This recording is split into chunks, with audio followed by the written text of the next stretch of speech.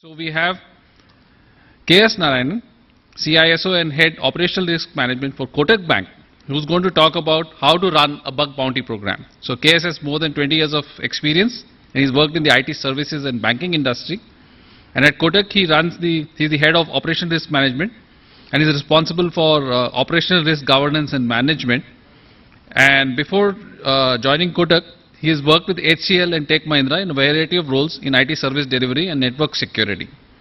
So please welcome on stage Mr. KS Narayanan, who is going to speak about how to run a bug bounty program. Thank you.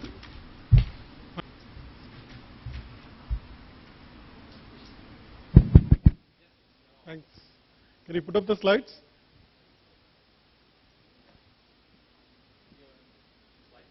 Yeah.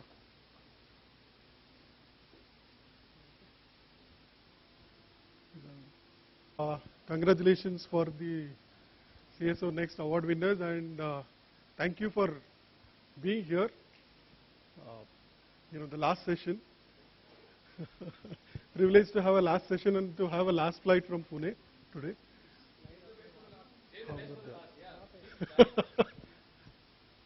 It's with you. Slide is with you. Okay. How many of you know about bug bounty programs? Heard about bug bounty programs? One. Okay. How many of you run public-facing websites? Most of us. How many of us do frequent penetration testing on the public-facing websites? All of us do. Then it is applicable to us. Okay. Can you move on to the next slide? So I'll just explain what is the bug bounty program. Generally what I have observed is there is a wrong perception that these bug bounty programs are only applicable to the big product vendors like Microsoft, Facebook, Twitter, and they only run the bug bounty programs and it is applicable only to them. Can you change the slide? So we'll just spend to know, what is a bug bounty program. It's a very simple.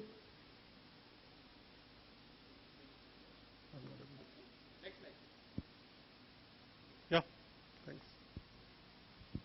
See, bug bounty program is basically a crowdsourcing of ethical hacking. Okay, and it's very cost effective. If you see in India today, it's very, for me also it's surprising to know when I attended NALCON in Goa in December, I was told that there are more than 1,000 people in India who are making money out of the bug bounty programs.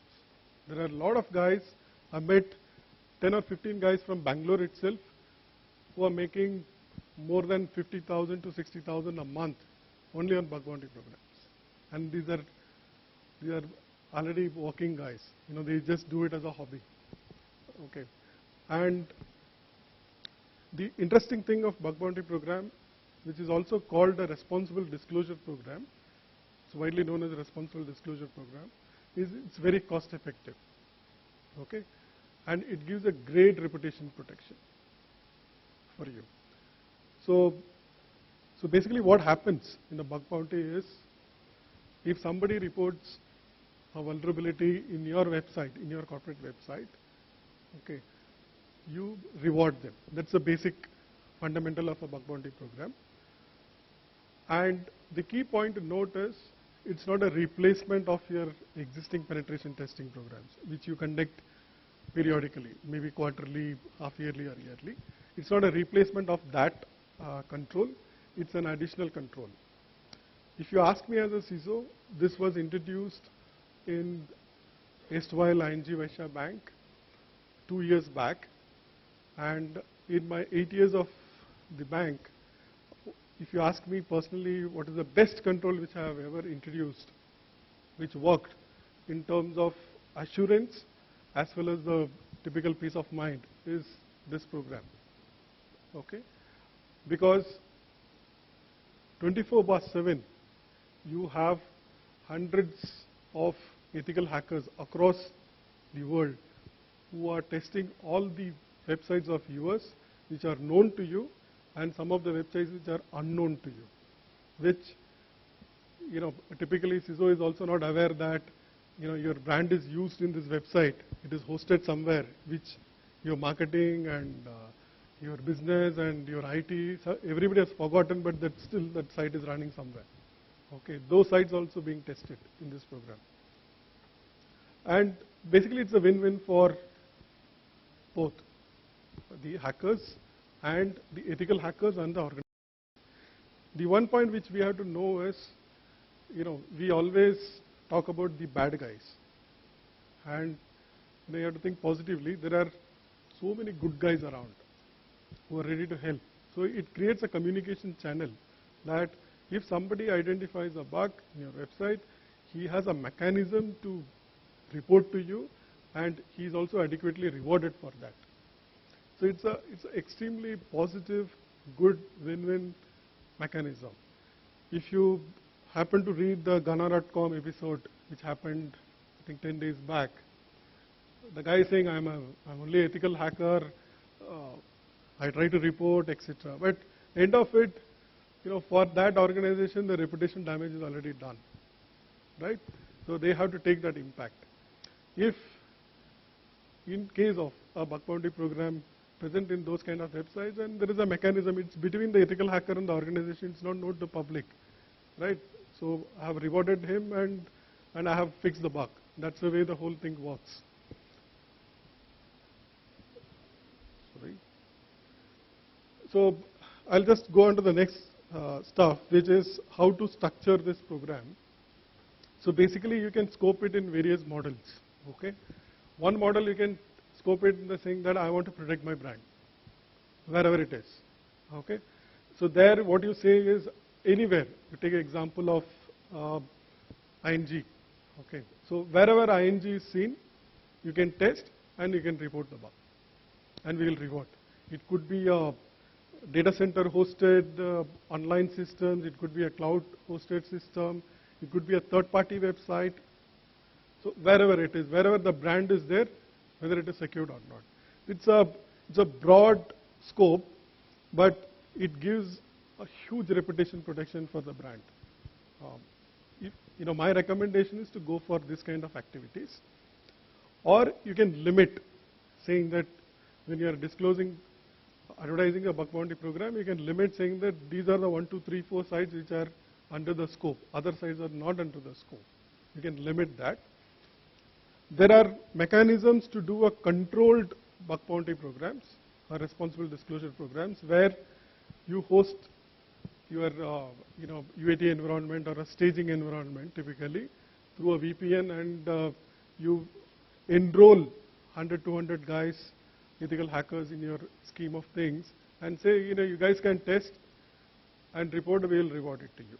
So that is also one model. There are companies like, HackerOne, and there are many other companies like this who also enable these kind of programs to you. There are product companies who involve in beta testing, okay. But if you talk about the commercial, the CISOs who are representing here, for you the scope would be a brand protection or a limited online system protection. This could be your scope. But the best recommendation is to go for a brand protection. Why I say this is, in my experience, we had a lot of surprises, okay. I have found one case, I still remember, I have found, we got one report from a German-based ethical hacker. And when we saw the site, it is a knowledge transfer website with our brand. And there are SQL injections in that site, okay. Then when we tried to trace the owner of the site, we couldn't know, we thought the HR is the owner. HR said we are not aware. When we traced, it's a Bombay-based company which was hosting it. And when we called them, and we found that this was hosted in the year of 2011 for a demo, when he was coming for a sales pitch to do a knowledge system. For a sales pitch, he created a website and he showed it as a product. And he forgot to remove it. Okay, and that has a SQL injection. It will nowhere appear in your asset list or whatever you call. Okay, but it can create a publicity damage for you. You know, if some blogger takes that SQL injection and publishes, you know, the bad news is out. Always, you know, the headline is big in the newspaper. The next day, the regret news or the clarification box is a small box. Nobody will read that, right? So, you know, the brand gets already damaged. So that is the biggest benefit. How to start? There are some tips, you know, how to start this and how to run this.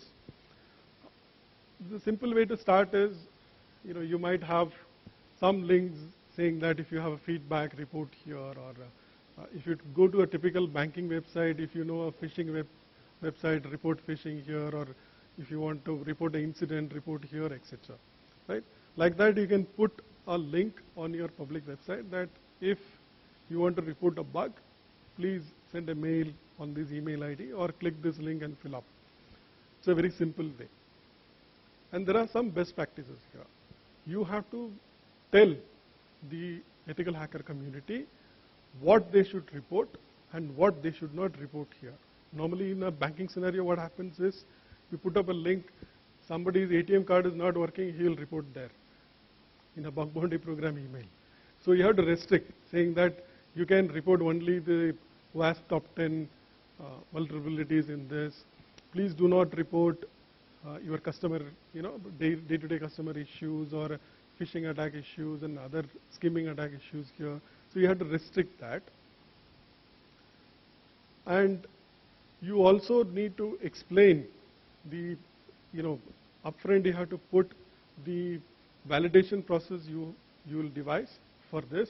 That typically what happens in our case is if a report has come, so we immediately send an email acknowledging that we received this report, and we will take 2 to 3 days to do a pre-validation first and confirm. So in this, what we do, we have a back office of 3 guys. Once the report comes, we validate whether this bug is genuine or not. At times what happens is they report as a SQL injection, but it's just an information alert. It's not an actual SQL injection, because your reward programs varies. If it's a SQL injection, then it's a 150 euro. If it is just an information kind of bug, then it's only a 25 euro. Normally these ethical hackers hype it, saying that they found a SQL injection so that they can get a bigger reward. So we challenge them and say, this is genuine, but this is only in this category. And at times their explanation is not right, so you have to take more explanations, etc. But we give a time bound saying that within 3 days we will get back, and you have to get back. If you're not having the capability of getting back within the acknowledgement and getting back process, then don't start it. Please create that back-end process stuff, then start it. Then we also have a very clear rules, what they should do, what they should not do. You know, some of the rules I have listed here. You don't need to, you know, you can find it, all these rules in, you know, if you go to Facebook bug bounty also, you know, most of these rules are there, or any other websites you can see it. So basically we don't encourage certain type of attacks. Basically, you know, he cannot do a social engineering to hack a website. It's not allowed. He cannot damage anything on the production system. He cannot do a test where a customer information is published during his test. He cannot disturb the activity. So there are a lot of key rules are there. The key point to note is you need to have this very clearly displayed in your website. It's not only, you know, please report us in this email and we'll reward you. What is the reward, what they should report, what they should not report, what is the rule, how will you keep their privacy, all this stuff need to be published very clearly. And some of the key learnings which I have put as the key capabilities, what happens is, you know, these kind of programs, there is a lot of resistance inside. Okay, the first thing is your CIO will say that, you know, my Hindi is not very good, but apne pair mein kuladi, whatever, right? So why you are inviting trouble? We are already doing, we are not able to close our own penetration test issues on time. Now we are inviting the whole world to test our infrastructure, right? It's not required kind of argument which you have to win. And there is always, when you start this program, there is a huge spike of initial reports. So we had around 60, 70 coming on our way within 2-3 months. Okay, you may not get gaps in your crown jewels like online internet banking websites and other sites. You may not get it because those sites you closely monitor. You do a frequent test. Your SDLC is very tight, so you may not get there. But there are so many peripheral websites. Your generic public website is always in the control of marketing guys because they want to change the skin, they want to change the messages every day, new product advertisements, etc. Where your SDLC is a bit weak and you don't test day in and day out of all the changes in your public websites. Hence, the responsible disclosure program normally brings a lot of reports in your public websites. And I don't want to blame HR. I am also one of the employees who always hate HR of any company, right? The biggest culprits are HR guys. They put a lot of job opening websites, this one, that one, and their websites and their partners' websites bring a lot of bugs into the responsible disclosure program. There are cases, if you're a financial industry, if you're online payment and online shopping, vendors who use your brand in their landing page, they bring a lot of bugs. So you need to coordinate with them and have a mechanism for remediation. So only thing, key message is you need to be prepared for an initial spike. You need to be extremely ready for that. Have a big heart, face it for a quarter, okay, then you will see that the reduction is very good, and also you will see the speed of discovery. There are cases my marketing guy especially gets irritated saying that मैं ये तो 10 बजे सुबह डाला था, अभी मैं test कर रहा हूँ, 10:30 report a bug. What does it mean? That the guys are testing, half an hour is enough. Somebody has found and now we have to pay the money. So better you test it in UAT and put it. Don't put it in production saying that I'm doing this, I'm just setting it up, etc. So it's very fast. There has to be a clear-cut agreement. So what we have agreement is 3 days for confirmation, initial confirmation. Once we confirm, on the confirmation, we say that within 3 to 4 weeks, resolve the issue. Okay?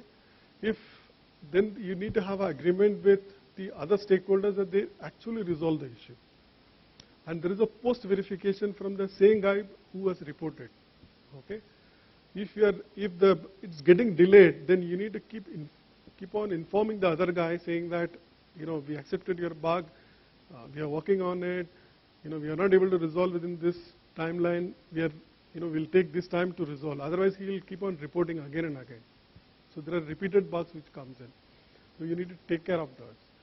And your backend team, what you should do is you need to prepare the email templates. We have around 10-15 templates ready. Okay, if this is the case, this is the email, this is the English language you have to send.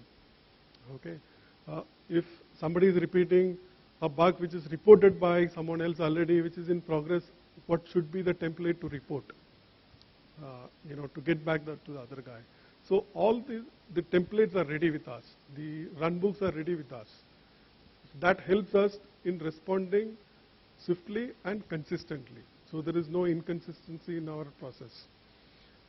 And you also need to be ready of giving numbers to this bugs and tracking it, okay, having a dashboard. In these kind of programs, as a CISO and your partner, good partner, CIO, will get involved in the first initial 1 or 2 months to see. Then you set up a backend team and everything is working fine.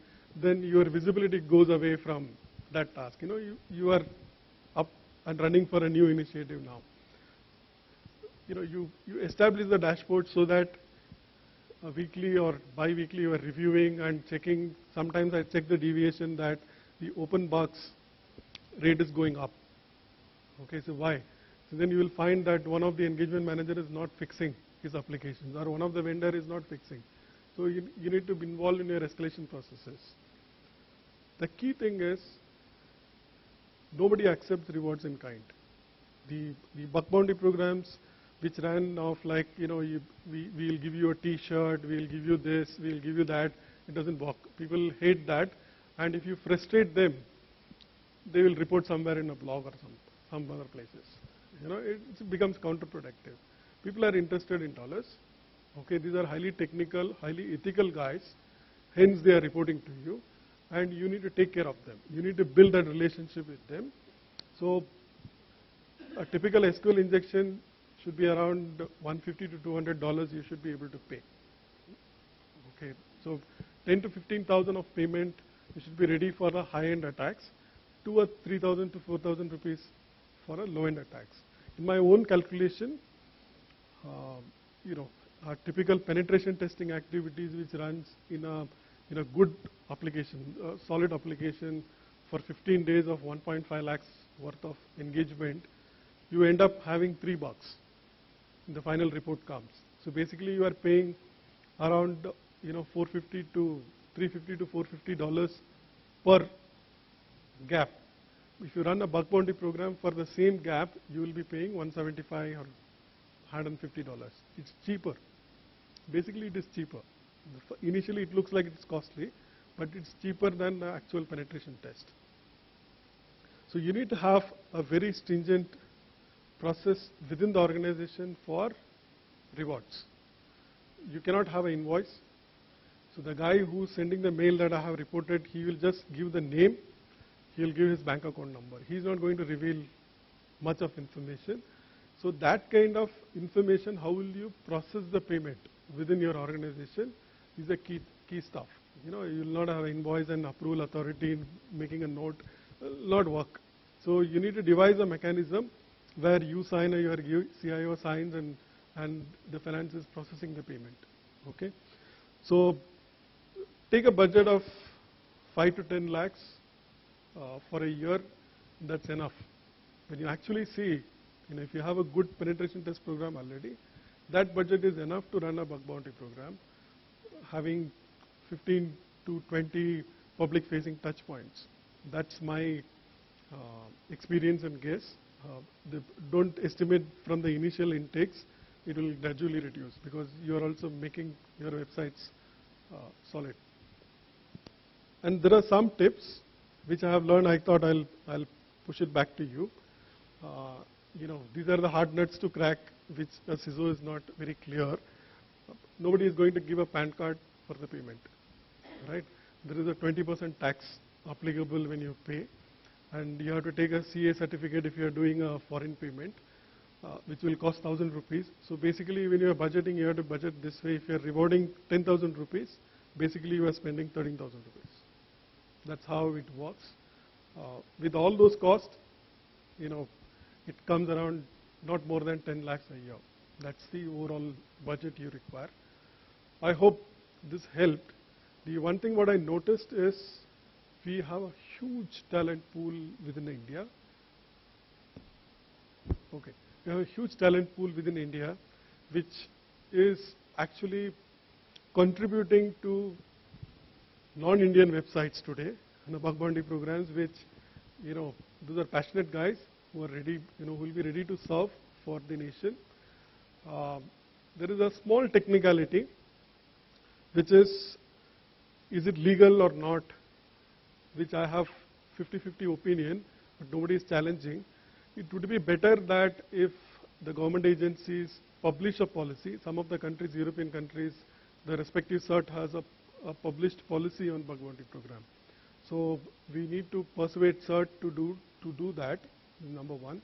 Number two, it's a good public-private partnership on cybersecurity. So it would be better that, this forum with CERT, DSCI, and the other agencies, Nalcon. Nalcon is a great platform to test the government.in websites, to have a continuous testing program where we can also contribute to that, maybe with reward or without reward, right, which helps us in the national security. There's also good public-private partnership opportunity here. With that, I'll end this. Thanks for a patient listening and ready for questions. Hello. Yeah, so the first question you already answered about the legal part here.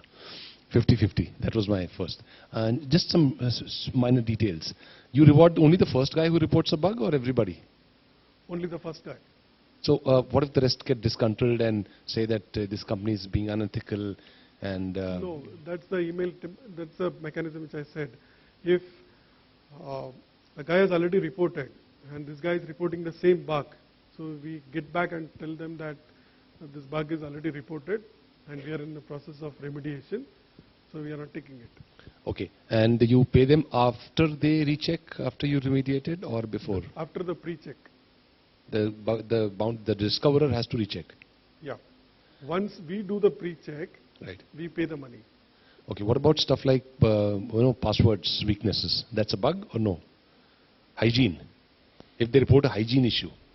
It's also a bug. Okay, so you consider that a bug. And what about your networks? Suppose there are routers all over the country, and those are, or you only generally have done it only for websites so far? Yeah, we generally did it only for the websites. Yeah. We had one incident like that where the video conferencing machine had some admin stuff, had some weakness, which we took it as a bug, which is also not in our category, but we appropriately rewarded. All right. Oh, thanks. So basically the whole thing is you need to display your process-oriented and you are genuinely doing this and keep the communication channel open. Once the trust establishes, you will find some 30-40 guys are working for you, are interested in your bug bounty program, and that relationship develops there. Thanks. Thank you. I have seen programs of Facebook and Microsoft. In fact, I have submitted few of the bugs, but this is very unique, wherein India based with the Indian budget. You disclose a lot of things. I have a question on disclosure part of it. The bigger companies in US have a policy as in once it's disclosed, it is showcased on the website, or the hacker or a person can submit or published on their own website with a screenshot that I discovered that, as in getting the credit. So they get money, they get credit. What would be your opinion of disclosing it or keeping it private, because as a company you paid him and he keeps quiet? That's part of my rule. It's one of the rules which we have put in this thing, that he can disclose only to us, he cannot make it public. Okay. Okay. See, if he makes it public, then this rule will not apply. Then as per the IT Act, I'll treat it as a hacking. Okay. That's how you have to play. Okay. Right? Thank you. It's a win-win for both, and there has to be some protocol, right? And trust on the protocol. Somebody discloses after having this program. That's what I tell my legal guys and business guys, that if you don't have this program, if somebody sends an email to some branch manager, ID, and he will ignore, okay, and this guy will take it as a proof that I had informed this company, they were not responding as a good citizen, I published. Okay. If you have this, then you have a legal point to say that I have an established program, he should have reported here. Instead, he wanted to do a malicious thing, hence he published. Then you can treat it as a hacking. So it serves. Yeah, so the person shouldn't publish on a personal blog or anywhere on the media once he's paid. You know, my rule says he cannot have a copy also. Okay. Yeah. Thank you. Thank you. Thanks a lot. Thank you. Thank you. It's wonderful. Thank you. Thank you for being here.